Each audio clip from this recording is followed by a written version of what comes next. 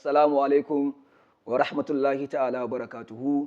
‘Yan wa ɗalibai da masu kallon saurare, kamar yadda kuke gani muna ci gaba da karatunmu na Alƙur'ani wanda muke gabatar da shi a social media. A baya mun tsaya a suratul Qadr.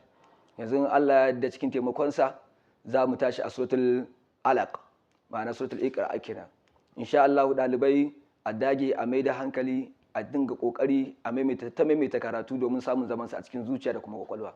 Kuma insha Allah ta'ala idan ka ga inda baka gane ba ko kuma kake ganin cewa ka ga wani gurin da mu muka yi ba daidai ba, to kofar mu a buɗe take, za ka iya mana magana domin mu samu gyaran karatun a samu tafiya daidai insha Allah ta'ala. Dan ba wai muna so mu nuna duniya cewa ko mu mun iya wani abu da yake kuma muna da wata ƙwarewa, a'a gudunmawa ce muka zo bayarwa a cikin al'ummar Annabi Muhammadu sallallahu ta'ala alaihi wa sallam.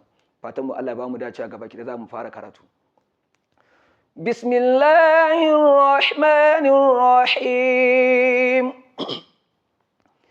اقرأ باسم ربك الذي خلق خلق الإنسان من علق اقرأ وربك الأكرم الذي علم بالقلم علم الإنسان ما لم يعلم كلا إن الإنسان ليطغى أن رآه استغنى إن إلى ربك الرجعى أرأيت الذي ينهى عبدا إذا صلى أرأيت إن كان على الهدى أو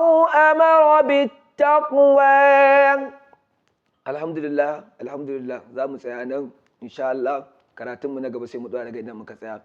Yan uwa, abin da muke ta kokarin bayani akai shine wannan karatu ne da muke gabatar da shi don ba da gudunmawa ga al'ummar Annabi Muhammadu sallallahu ta'ala alaihi wasallam, wanda a ƙarƙashin ni da nake gabatar da shi dan albarka GGY da kuma mataimaka na su Malam Tahir Muhammad Mukutar Giginyu da Malam Umar Ibrahim Said Giginyu, da su muke wannan kokari.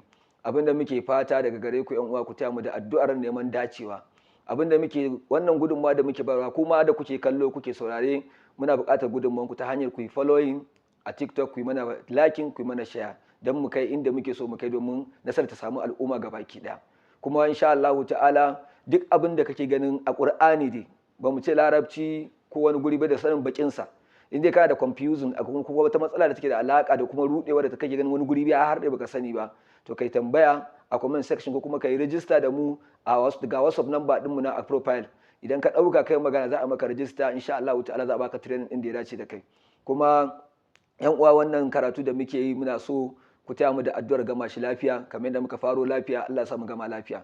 Kuma Allah kada ya gajiyar da mu da muke ta wannan kokari, Allah ya ƙara mana wadata ga baki ɗanmu da buɗi. Kuma Allah ya saka muku da alkhairi da kuke ta bibiyar karatu, ya kuma biya muku bukatun ku na alkhairi albarkacin Annabi Muhammadu sallallahu ta'ala alaihi wasallam. Daga ƙarshe yan uwa, Allah ya ƙara muku lafiya ga baki ɗayan ku al'umma Annabi Muhammadu. Allah ya raba mu da kuncin rayuwa. Wassalamu alaikum wa rahmatullahi ta'ala wa barakatuh.